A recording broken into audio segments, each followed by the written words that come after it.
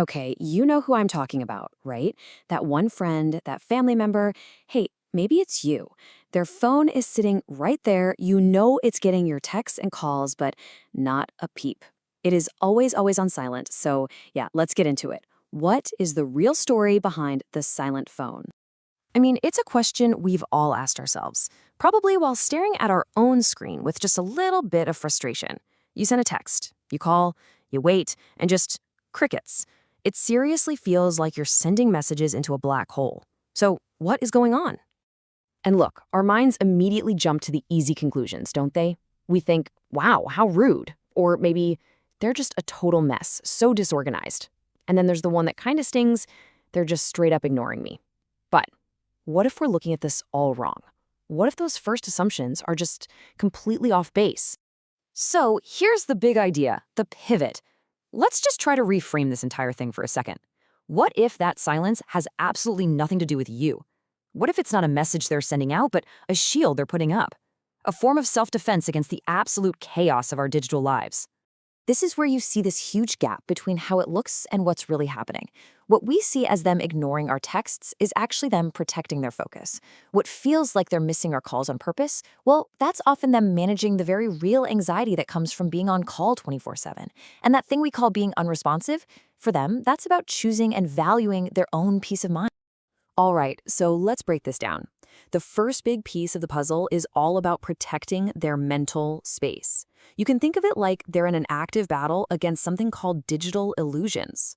You know exactly what I'm talking about. Every single ping, every buzz, every little banner that pops up on your screen, it's all designed to create this feeling, this illusion that something is super urgent and needs your attention right now. But let's be honest, most of the time, it's not.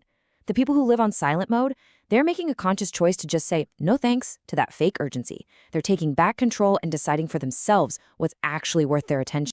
So that leads us to the second point. And honestly, this one goes even deeper because it's not just about blocking out the noise from the outside world. It's really about what's happening on the inside. It all comes down to where these people get their sense of worth, their validation. Okay, so there's this really fascinating psychological term for this. It's called an internal locus of evaluation. I know, it's a bit of a mouthful, but what it means is actually pretty simple. Someone with a strong one of these, they don't need the like, they don't need the instant text back. They don't need the notification to feel secure or valued. Their sense of what's right and what's important comes from their own internal compass, not from the random chatter of the digital world.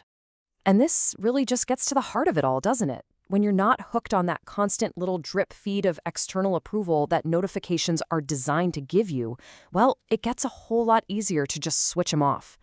That silence isn't an empty void. It's actually full of self-reliance. Which brings us to our third, and maybe the most fundamental reason of all. This is a deliberate choice about what actually matters in life.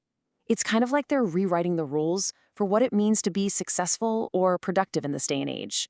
Peace over performance. Let that sink in for a second. This has nothing to do with being lazy or not getting things done. Not at all. It's about a massive, radical shift in your values. Adopting a system where your own mental peace, your internal state of calm, is the number one goal. That's the real prize.